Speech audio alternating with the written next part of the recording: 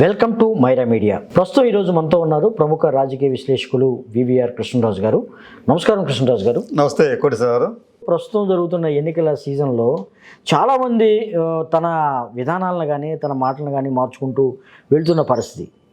ఉదాహరణకు ఇటీవల నిన్న జరిగినటువంటి ఒక సమావేశంలో జయప్రకాష్ గారు ఎవరైతే ఉన్నారో ఆయన ఖచ్చితంగా ఈ ఎన్డీఏ గెలిచి తీరుతుంది, ఈసారి అధికారంలో రాబోతుంది రాష్ట్రంలో కూడా చెప్తున్న పరిస్థితి ఏంటి అసలుకి? అంటే నిన్నటి వరకేమో జగన్ ప్రభుత్వం బాగుంది, విద్యా వైద్యంలో చాలా ముందు తరాలకి ఒక భవిష్యత్ తరాలకి బాటలు వేస్తున్నారని కూడా చెప్పినటువంటి మేధావి అయినటువంటి ఈయన ఎందుకు ఒక్కసారిగా స్టాండ్ మార్చుకున్నారు? ఏం చెప్తారు మీరు? కోటి సారు, మీ ప్రశ్నలో 2 సార్లు మీరు మేధావి అనే మాట మాట్లాడారు. మేధావులైతే నిజంగా పర్వాలేదండి, వాళ్ళ వలన సమాజానికి ఉంటుంది కూడా. అయితే కొందరు మేధావుల రూపంలో మేత ఆవులుగా, అంటే కేవలం తినటానికే తప్ప సమాజానికి ఉపయోగపడే వాళ్ళగా ఉండటం లేదు. వారిని మనం మేధావులు అనే కన్నా కూడా మేతావులు అంటే బాగుంటుందేమో. సరే, దీనిని మనం లోక్సత్తా ఉద్యమ సంస్థ వ్యవస్థాపకుడు జయప్రకాష్ గారికి దీన్ని వర్తింప చేయవచ్చా అంటే నిజానికి వర్తింప చేయకూడదు. కానీ ఇటీవల ఆయన తీసుకుంటున్న నిర్ణయాలు కానీ లేకపోతే ఆయన చేస్తున్న వ్యాఖ్యలు కానీ పరిశీలిస్తూ ఉంటుంటే ఆయన కూడా మేత కోసమే ఇట్లా మాట్లాడుతున్నారా ఏమిటి అనే భావన కలిగించేలాగా వ్యవహరిస్తున్నారు. ఇది మనం కాదండి, మేధావి అయిన జయప్రకాష్ గారు ఆలోచించుకోవాలి నా గురించి ప్రజలు ఏమనుకుంటున్నారని చెప్పి. ఒకటి, జయప్రకాష్ గారు నిన్న విజయవాడలో మాట్లాడుతూ ఏమంటారంటే, నేను ఈ ప్రభుత్వాన్ని వ్యతిరేకంగా మాట్లాడాను కాబట్టి నా మీద కులముద్ర వేస్తారు అని చెప్పి అంటాడు ఆయన. అసలు మీ మీద కులముద్ర వేయటానికి ప్రజలంత అమాయకులా? మీ దగ్గర తప్పేమో లేకపోతే మీ మీద ఎవరు కులముద్ర వేయగలరు? అంటే జయప్రకాష్ గారి దగ్గర కూడా లోపాలు ఉన్నాయి కాబట్టి ఆయన అటువంటి ముద్రలు వేయించుకుంటున్నారనే భావన కలిగించే విధంగా ఆయన మాట్లాడుతున్నారు. కాబట్టి ఆయన తన ఆలోచనలకు సంబంధించి ఏదో కొంత మార్పు చేసుకోవాలేమో అని అనిపిస్తుంది. ఎందుకంటే అసలు ఐఏఎస్ అధికారిగా ఆయనకు ఒక మంచి పేరే ఉంది, దాన్ని మనం ఎవరూ కాదనలేము. ఓకే. అయితే ఆయన ఈ సమాజాన్ని ఉద్ధరించే ఉద్దేశంతో లోక్సత్తా ఉద్యమ సంస్థని ఏర్పాటు చేశారు. ఆ ఉద్యమ సంస్థ కూడా బాగానే పనిచేసింది, ప్రజల్లోకి వెళ్ళిందండి అది. కానీ ఆ తర్వాత ఏం చేశారు ఆయన? ఆ ఉద్యమ సంస్థను కాస్త తీసుకువెళ్ళి ఒక రాజకీయ పార్టీగా మార్చారు. ఆయనతో పాటు ఉద్యమ సంస్థలో పనిచేసిన వారు ఆయనకు దూరం అయ్యారు. ఆయనకి ఎందుకు అయ్యారు? మనకి రాజకీయాల అనవసరం, మనం ఈ మనికి మనకు అంటుకోకూడదు, మనం ఇంకా సమాజానికి చేయాల్సిన చాలా ఉంది, ముందే చేద్దామని చెప్తే వారి మాటలు పట్టించుకోకుండా జయప్రకాష్ నారాయణ గారు లోక్సత్తాని ఒక రాజకీయ పార్టీగా మార్చారు. రాజకీయ పార్టీగా మార్చిన తర్వాత ఆయన ఏమైనా సాధించారా రాజకీయంగా? ప్రజలను ఏమైనా సంస్కరించారా అంటే ఆ రెండూ కూడా జరగలేదు.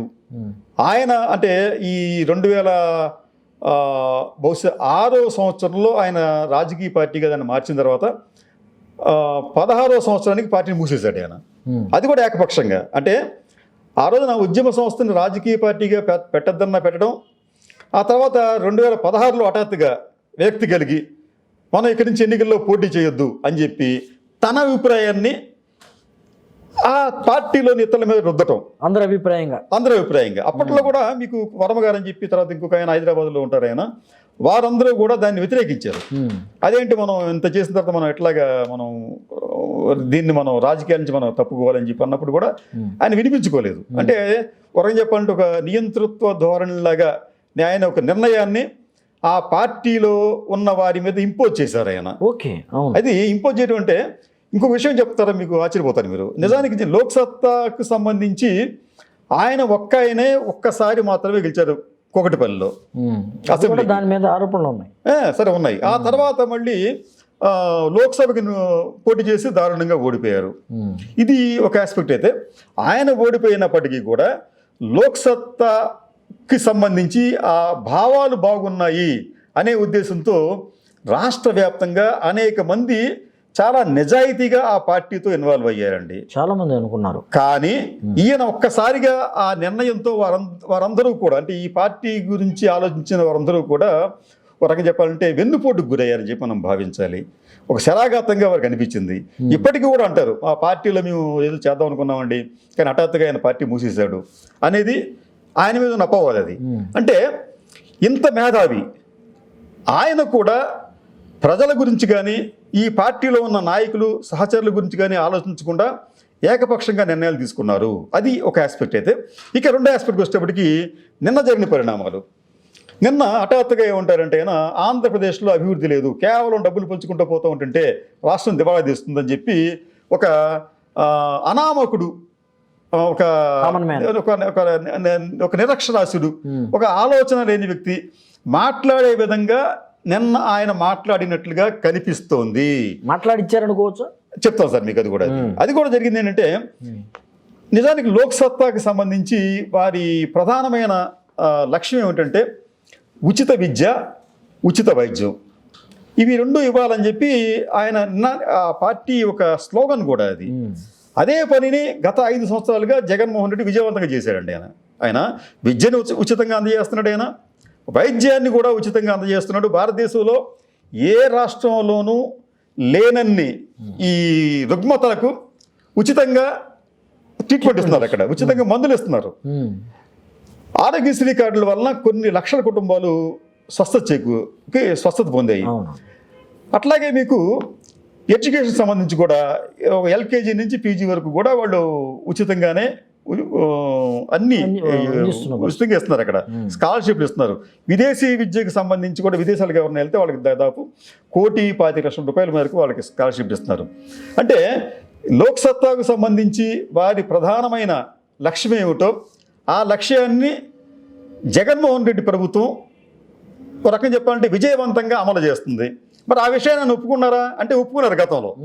అంటే ఇంతకు ముందు విజయవాడలోనే మాట్లాడుతూ ఈ ప్రభుత్వం పనితీరు బాగుంది, వీళ్ళు బాగా చేస్తున్నారు అని చెప్పిన వ్యక్తి హఠాత్తుగా నిన్న ఏం చెప్తాడంటే ఇవన్నీ కూడా బోగస్, ఇది ఇట్లాగా పంచుకుంటూ పోతే ఎలాగా అని చెప్పి అంటాడు. సరే, నిన్నటి నేపథ్యం ఏమిటంటే నిజానికి నిన్న ఆయన బాపట్లలో ఒక సమావేశానికి హాజరయ్యి తిరిగి హైదరాబాద్ వెళ్ళటానికి, అంటే గన్నవరం ఎయిర్పోర్ట్కి వెళ్ళే మార్గంలో విజయవాడలో ఆగాడు ఆయన. ఇక్కడ జరిగింది ఏంటంటే విజయవాడలో ఆయన ఒక ప్రెస్ మీటు ఏర్పాటు చేశారు. ఆయన ఏర్పాటు చేయలేదు. విజయవాడలో ఉన్న ఒక సీనియర్ వైద్యుడు, మరొక వ్యాపారవేత్త, వీరిద్దరూ కూడా చొరవ తీసుకొని ఒక ప్రెస్ మీట్ లాగా ఏర్పాటు చేసి ఆయనతో మాట్లాడించారు. నిజానికి ఏంటంటే ఇట్లా ప్రెస్ మీట్ జరుగుతుంది అనే విషయం లోక్సత్తాకు సంబంధించిన అధ్యక్షుడు, ఆయన పేరు బాబ్జీ, ఆయనకు కానీ నగరాధ్యక్షుడు బి అశోక్ కుమార్, ఆయనకు కానీ తెలియదు ఈ విషయం. అంటే లోక్సత్తాకు సంబంధించి ఆ పార్టీ వ్యవస్థాపకుడు వచ్చినప్పుడు వీరిద్దరికి తెలియకుండా, ఇద్దరు కూడా నగరంలో ఉన్నారు, ఒక ఆయన పక్కనే ఉన్నాడు, దగ్గరలో ఉన్నాడు, వారికి కూడా చెప్పకుండానే మొదట ఈ సమావేశాన్ని వారిద్దరు ఏర్పాటు చేశారు. వారిద్దరు ఎవరు?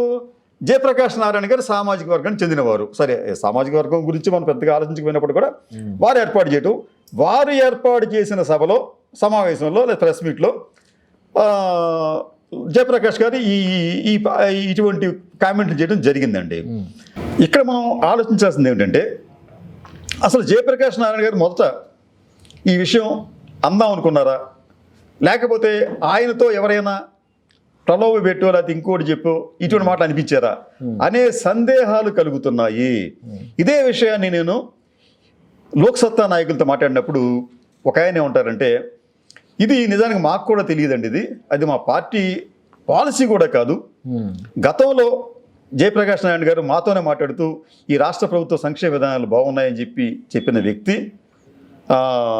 ఇప్పుడు ఇట్లా మాట్లాడుతున్నాడు అని చెప్పడమే కాకుండా ఆయన చెప్పిన లోక్సత్తాకు సంబంధించి నేను మాట్లాడిన వ్యక్తి ఏం చెప్తాడంటే, గతంలో మాకు జయప్రకాష్ నారాయణ గారు ఒక విషయం చెప్పారు, జగన్మోహన్ రెడ్డి ప్రభుత్వంలో అవినీతి లేదు, జగన్మోహన్ రెడ్డి అవినీతికి పాల్పడటం లేదు, ఎక్కడా కూడా మంత్రులు కూడా ఎవరన్నా పాల్పడితే వాళ్ళని మందలిస్తున్నాడు అనే సమాచారం నాకు ఉందని చెప్పి జయప్రకాష్ నారాయణ గారు స్థానికంగా ఉన్న లోక్సత్తా నాయకులు చెప్పారంట. అదే విషయాన్ని ఆ లోక్సత్తా నాయకుడు నాకు చెప్పాడు అక్కడ అది.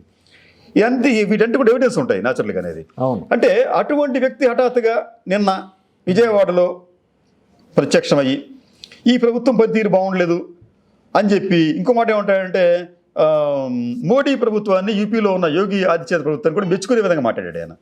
దేశం అభివృద్ధి చెందుతుంది, పెద్ద రాష్ట్రమైన యూపీ కూడా అభివృద్ధి చెందుతుంది అని చెప్పి అంటాడు ఆయన. ఏపీకి వచ్చేప్పటికేమో అప్పులు పెరిగిపోయినాయని చెప్పి అంటాడు. కానీ ఏపీలో అప్పులు పెరిగిపోయాయా, సంక్షేమం లేదా అంటే ఈ విషయంలో కూడా ఆయన బహుశా తన సమాచార లేమి అనేది ఆయనకు ఉందేమో అని చెప్పి అనిపిస్తుంది. లేకపోతే ఆయనకు వాస్తవాలు తెలిసినప్పటికీ కూడా దాన్ని చెప్పడం ఇష్టం లేదేమో అని అనిపిస్తుంది. ఎందుకంటే ఆంధ్రప్రదేశ్ ఈ రోజున ఒకవైపు సంక్షేమంతో పాటు మరోవైపు అభివృద్ధిలో కూడా అన్ని రంగాల్లో శీఘ్ర వేగంతో ముందుకెళ్తోంది. అన్ని రంగాల్లో వృద్ధి డబుల్ డిజిట్ అంటే 2 అంకెల వృద్ధితో ఈ రాష్ట్ర ప్రభుత్వం ముందుకు వెళుతోంది. 2023-24లో దాదాపు 17% వృద్ధి అనేది మీకు రాష్ట్ర స్థూల జాతీయోత్పత్తిలో కనిపించింది. అంటే జిఎస్టిపి వృద్ధి రేటు 17%. అంటే మన భారతదేశంలో అత్యధికంగా జిఎస్డిపి గ్రోత్ రేట్ని నమోదు చేసిన రాష్ట్రాల్లో ఆంధ్రప్రదేశ్ ఒకటి. మరి ఇంకా అభివృద్ధి లేదని చెప్పి ఎట్లా చెప్పగలరు? అభివృద్ధి అనేది ఉంది, అది అందరికీ తెలిసింది. ఈ విషయం మీకు కేంద్ర గణాంకాలు పరిశీలిస్తే మనకు అర్థమవుతుంది మనకు అది. వేరే మీకు రుణాలు అని చెప్పి అంటారు. రుణాలు మిగతా రాష్ట్రాలతో పోలిస్తే మనకు అంత ఎక్కువైతే ఏమి లేవు. దీన్ని మనం ఎట్లా కంపేర్ చేసుకుంటాం? మనం ఆ రాష్ట్రానికి ఉన్న అప్పులు, ఆ రాష్ట్రం యొక్క స్థూల జాతీయోత్పత్తి, ఆ రేషియోను చూస్తే మనకు అర్థమవుతుంది. మీకు ఆ రేషియో చూస్తే మీకు ఆంధ్రప్రదేశ్లో జిఎస్డిపితో పోలిస్తే ఆంధ్రప్రదేశ్కు ఉన్న అప్పులు దాదాపు 33% అండి. వేరాజ్ మీకు ఉత్తరప్రదేశ్కి వెళ్ళేటప్పటికి దాదాపు 40% ఉంది. అది కేంద్రానికి వెళ్ళేటప్పటికి దాదాపు 80% ఉంది. అంటే కేంద్ర ప్రభుత్వం అంటే భారతదేశ జీడిపిలో దాదాపు 85% నిష్పత్తి వరకు మీకు లోన్లు ఉన్నాయి మనకి. మరి ఇంత ఎక్కువగా లోన్లు మనకు ఉన్నప్పటికీ కూడా కేంద్రానికి అక్కడ అభివృద్ధి చెందిందంట. కానీ అంతగా తక్కువ 33% ఉన్న ఏపీలో మాత్రం ఇక్కడ అభివృద్ధి లేదంట అనేది మన జయప్రకాష్ నారాయణ గారి వాదన కనిపిస్తుంది, అక్కడ విశ్లేషణ కనిపిస్తుంది. ఇది ఇటువంటి విశ్లేషణ చేసేటప్పుడు ఆయన ఒకసారి కొద్దిగా ఆలోచించుకోవాలి. ఎందుకంటే ఇది ఎన్నికల సమయం. మీలాంటి అంటే ఇటువంటి వ్యక్తులు వచ్చి వాస్తవాలు కాకుండా లేకపోతే తమ సరైన సమాచారం లేకుండా మాట్లాడితే దాని ప్రభావం సమాజం మీద కన్నా కూడా ఆ మాట్లాడిన వ్యక్తుల వ్యక్తిత్వం మీద పడే ప్రమాదం ఉంటుంది. వారు కూడా ఏదో ఒక వర్గానికి అమ్ముడుపోయారేమోనన్న అపోహలు కలిగించే విధంగా ఉంటుంది. కాబట్టి ఇటువంటి మేధావులు మేత ఆవులుగా మారకుండా వాస్తవాలను వాస్తవాలుగా చెప్పేందుకు ప్రయత్నించాలి. లేకపోతే వారు సమాజానికే కాదు వారికి వారే ఆత్మవంచన చేసుకున్నట్లుగా ఉంటుంది.